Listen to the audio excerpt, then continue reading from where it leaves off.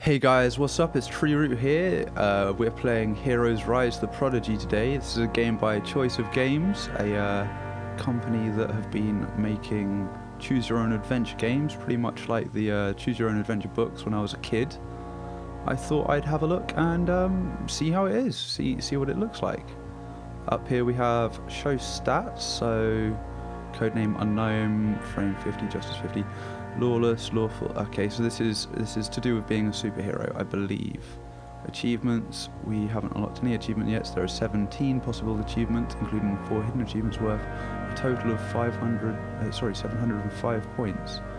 Morality badge. Finish the game with a perfect moral compass. Okay, so basically we're a superhero and we have to choose our own adventure by clicking the different choices that we have down here. I think we should get started. Chapter 1, Homeward Bound. Of Part 1, Legend has it. A helicopter blade slices through the air, inches away from your face, filling your nostrils with the smell of burning metal. You don't have time to process this, however, as a small ball of flame unfurls in your direction. You leap onto a neighbouring rooftop and tumble around a smouldering chunk of engine. Today was supposed to be your day off. I'm not even supposed to be here today. But when you saw your news chopper careering out of control above the city, you couldn't just stand by like a common pedestrian. As you pull clear of the wreckage, you see the ejected pilot floats high above the rooftops from a parachute. One of them is crawling with licks of flame. It won't be long before the parachute burns through and the pilot drops hundreds of stories to his death. So how are you going to save him? Okay, so we've got 3 choices. We could rip up the cables that run along the roof and use them to lasso the pilot down. Doesn't sound like it's going to work very well, pulling someone towards the ground. Use the zip cord from your wrist holster to reel in the pilot. Maybe a bit more sensible. Forget the pilot, he'll be able to steer himself onto one of the rooftops. It's much more important to stop the burning wreckage from falling onto the busy steeps below. Now that sounds like a superhero plan for me. I'm pragmatic. I'm going to save the people in the streets below. You spin around and see the severed tail of the helicopter teetering on the edge. You rush back across the roof to stop it from falling, completely forgetting about the chunk of fuel-soaked engine that you dodged before. As you approach the helicopter tail, an explosion rocks the engine. A blast of heat hits you full force, searing the skin from your bones. Oh dear. As your vision fades to black, you remove the virtual reality helmet and end your 3D gaming experience. Wait, what? Lost ending. You blink several times to adjust to the sunlight in the room, which pours through sleek glass windows. You look across the conference table at a buttoned-up executive eyeing you. So what do you think? That really ramped up the graphics, right? She blurts out. Oh, don't spoil the surprise. Take the game home with you for your full report. You can collect your advance from the front desk on your way out. Thanks, as always. You are virtuous reality's best game tester, but this executive still doesn't know your name. You force a smile and remind her that you are a guy named, or a girl. I'm going to go with the guy today.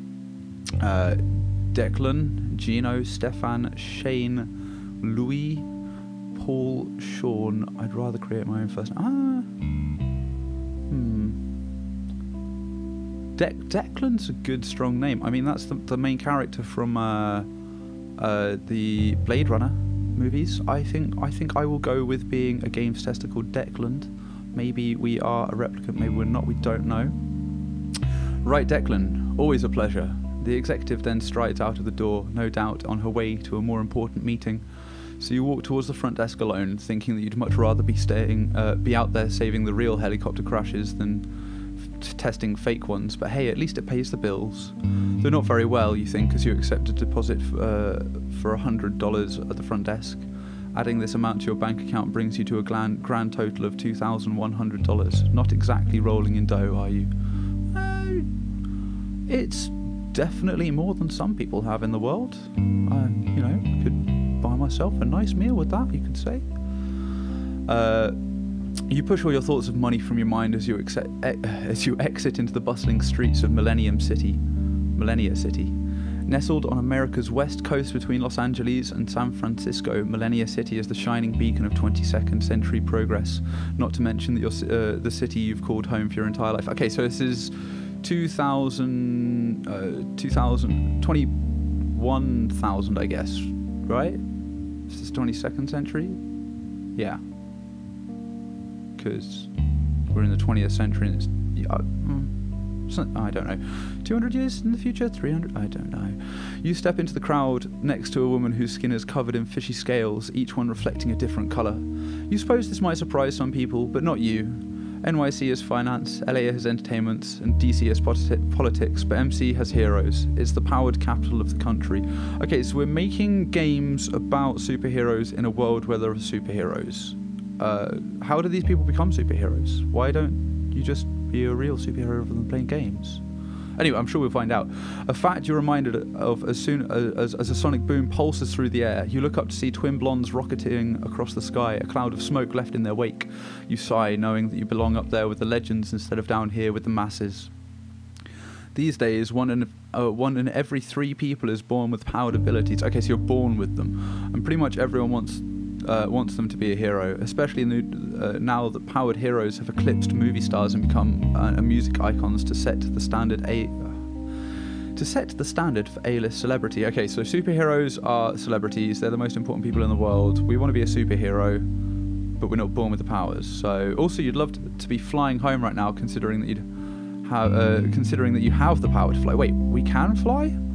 However, after one too many gruesome mid-air collisions, the Department of Regulation of Powered Resources designating the skies for government-licensed travellers only. So flying is definitely off-limits to you, but do you let that stop you? Absolutely. Heroes are meant to enforce the law, not break it. Of course not. I was born to fly. Well, yeah, I was born to fly. I don't care. Why would I let some poxy governmental rules stop me? You know, it's not like the Punisher stopped killing people because he wasn't allowed to. Why on earth would you take the metro anyway? Why on earth would you take the metro when you could be careering through the air, cutting your trip to a fraction of the time? Sure, the cost of transportation has grown insanely cheap since the Big Sur fusion plant was constructed, and the economist Mary Prisco calculated the cure for inflation. That would be useful. Just get rid of certain banking principles, but you know, anyway, leaving that behind. But that doesn't stop the metro away from taking forever during rush hour. Ever since it was, even though it would be very bad to get caught flying illegally, you've been soaring around MC since you could crawl fly. So you know all the best routes to keep yourself hidden from view. Stepping into a deserted alley, you leap into the air and tense your muscles to kickstart your flight powers. Most people think flying feels like floating, but you know it really feels more like swimming. It takes a lot of muscle to control and endurance. Luckily, you've been training for years the way a runner trains for a marathon, so you can fly today without much trouble. You pull upwards, feeling gravity work with you instead of against you. Keeping close to the cover of the rooftops, you begin to weave your way home, cruising in and out of clearings with missile precision, even. And when a helicopter buzzes its way through the sky above you, you can't help but smile. 5 minutes later, you drop down to the street as you enter your neighbourhood, MC's Eastern Fringes, which consists mostly of public housing products, pawn shops and liquor marts. Despite its lack of charm, the Fringes are still home. You start to relax as you approach your apartment building. A loud crunch of glass snaps your senses to ascension. Half a block up, you spot a body that has been thrown through the windshield of a car. What? Half a block up the road, not half a block in the sky. A teenage boy with writhing snakes coiled around his arm, his outstretched arm, stands on the sidewalk nearby. Before you can even blink, the body in the windshield leaps into the sky. Is another teenage boy whose woolly knees bend backwards like a goat. Slugger, you curse to yourself. Another animal gang fight. Is slugger a curse word in this? The Eastern Fringes are home to a large portion of the animalistic powered population, widely known to have the most interspecies tension. There is an especially fierce feud between the local Annie gangs, the Cloven and the Scales. Annie gangs, that's animal gangs. As Goat Boy wants to lick your head. As Goat Boy bounds through the air, Snake Boy reacts. His armed snakes surge forward, straightening their impossibly long bodies and clamping onto Goat Boy's thighs with their teeth. Snake Boy then whips his arms back, using the snakes as levers to smash Goat Boy into the pavement. Knowing Goat Boy won't be able to survive much more snake thrashing, you run towards the scene and A. jump into the fray, striking hard and fast, or B. hang back and contain the situation from a distance. gang violence. What do we do with gang violence? We could...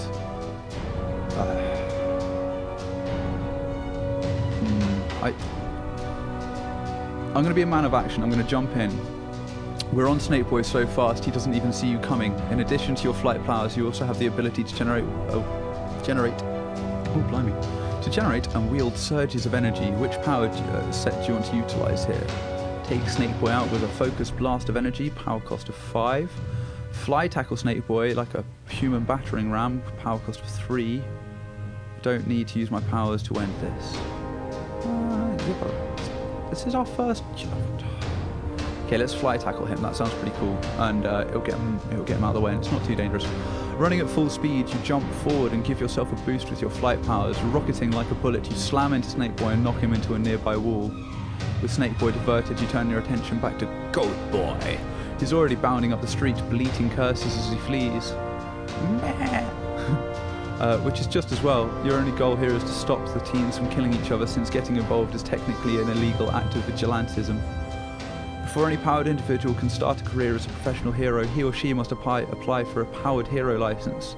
To lessen the number of applicants, the DRPR makes the process rather lengthy and expensive. You've completed all the paperwork and passed the power competency tests, but you've been saving up for a while to pay the hefty application fee. So with Goat Boy gone and Snake Boy neutralised, it's time to leave before you get into any unnecessary trouble.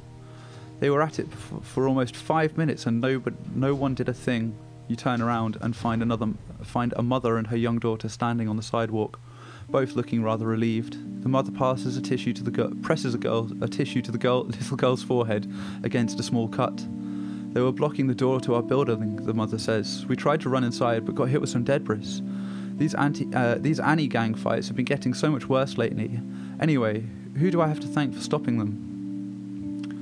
Tell who you are, the neighbour needs to know you're watching over them, license or no license. Stay anonymous, you don't do good deeds like this for attention, especially since it's not even legal.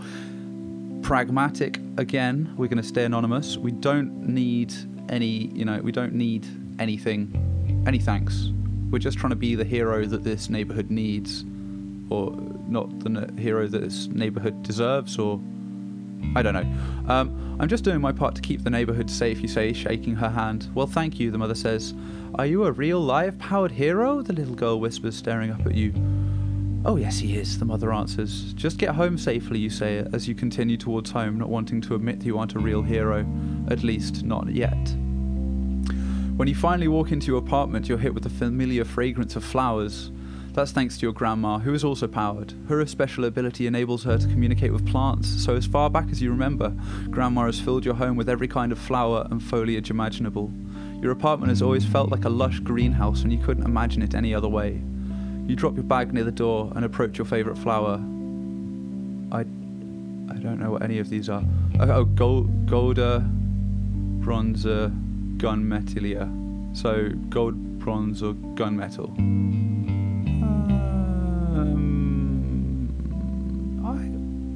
Golden flowers would be pretty cool. Golda is a golden rose from a species with metallic foliage that Grandma has spent years breeding. You lean in to get a whiff of the rose, which always smells faintly of caramel, another one of Grandma's unique touches.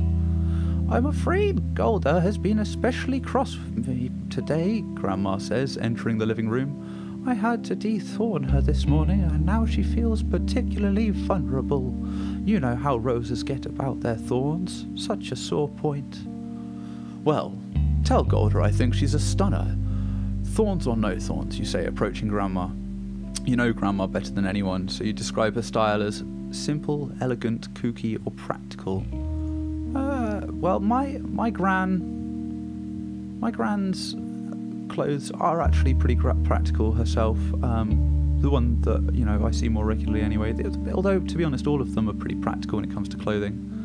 I guess if we went back in time, my gran, being a naval wife, she used to wear very elegant clothing, so we could go with that. But I think practical will do for now. Grandma mostly cares about tending her plants, so she wears overalls with gardening tools in the pockets and keeps her hair tied back at all times. You kiss her hello and then step back and point to the new video game you brought home. Another whopping virtuous reality deposit to add to the pot. Every little bit helps, you know that, Grandma says.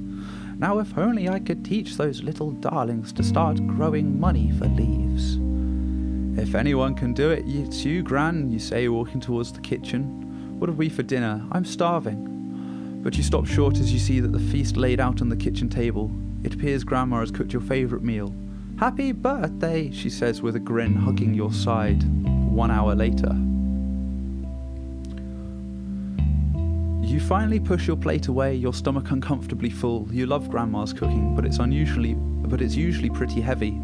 All meat and bread and pasta, since vegetables tend to scream at Grandma when she tries to eat them. Well then, now that you've eaten a proper meal, I can finally give you a present, Grandma says, turning to a shelf above the table where several potted plants sit. Their leafy vines hang down across the wall and create a lush green curtain. Guadeloupe, would you please? At Grandma's request, the nearest vine swings towards you, an envelope nestled between its lowest leaves. Go ahead, take it, Grandma practically squeals. I can't wait any longer. Knowing it'd be useless to object, you open the envelope, which is made of silk fabric, never paper, and pull a card out made entirely of dried rose petals. Grandma never lets anything go to waste, especially not the remains of her best friends. And while the rose card is especially lovely, you're really stunned by what's inside. A brand new DRP RSU powered hero license for you. You read the license, double checking the information listing really belongs to you. Department for the Regulation of Powered Resources, hero license. Name Declan Sterling. Ah, sweet. So we're like the guy from Blade Runner crossed with Archer from Archer. How cool. Gender male. That's what we did say. Marital status single. Orientation. Oh right, okay. Since the 21st century political disputes regarding sexual orientation and marriage, the government has required all citizens to declare their orientation along with their marital status. You may think it's a bit of an invasion of privacy, but it's a required field on your application. So you answered that, and you're attracted to men, women, or both. Well, we've been going very pragmatically, haven't we? So I think, you know, we should just be attracted to both. Why not? You're never attracted to just one type. The last person you were with, well, I think it was a woman, to be fair, if I remember rightly. It was Janice from accounting from the Virtuoso Reality Company. Your code name is Maneuver, Rush, Conduit, Charge, SFX, or we could create our own code name. We could create our own code name, and I think I want to create my own one, and we are going to be Max Power, the man with the name you want to touch, but you mustn't touch. His name sounds good in your ear, and when you hear it, you mustn't fear. Anyway, getting away from Simpsons did it. You stare down in disbelief at the license. Grandma has given you the best birthday present ever. How? You just start to ask, not sure where to begin. Someone needed to pay the outstanding bill on your application, Grandma says, beaming. But Gran, this is too much. We can't possibly afford. Hush, dear, Grandma says, crossing her arms. I had to spend all that extra potpourri money on something useful, didn't I? Grandma smiles at you and then looks at the tree in the corner of the kitchen. She nods, and right on cue, the tree begins to shake, letting loose a shower of sparkling seeds. Grandma only has the old tree shake shimmers on the most special of occasions. Thank you, Gran, is all you can manage. It's only what you deserve, Declan. After all, it's what your parents would have wanted, is what we keep saying if you weren't a replicant. Sorry. Next chapter, By the Roots. That's my name. That's the perfect point. Okay, I think we're gonna call it here for now. Chapter 1 done. We are a fully fledged superhero. Go away, Glyn. We're a fully fledged superhero with a license now. We stopped a gang fight earlier today. We flew home. We didn't take the metro because we are rebels. Pragmatic rebels, but rebels nonetheless. And what do our stats say? Okay, so fame and justice. We're not very famous because we just sorted out the thing. Codename Max Power. Lawless, lawful. Yeah, we've been a little bit lawless. Offensive, defensive. We've been a little bit offensive. We haven't had a chance to do any of these things. Your relationships with family, yeah, we've got good family relationships. Achievements, we're not going to get any of these yet because I think we need to actually finish the game. Yeah, some of these. Perfect Edge, and select Tariana Rain as your sidekick. Select Sparrow as your sidekick. Prezi. So these might be things that we get anyway without... no, that's cool. Anyway, so yeah, I think we're going to call it there for now, and that will be chapter 1 of Heroes Rise, the Prodigy. Thanks for watching. I hope you come back for the next chapter. Leave a comment or like or whatever if you have something you think that we should be doing, like a particular mission we have or should have for this game. I am Root. Peace.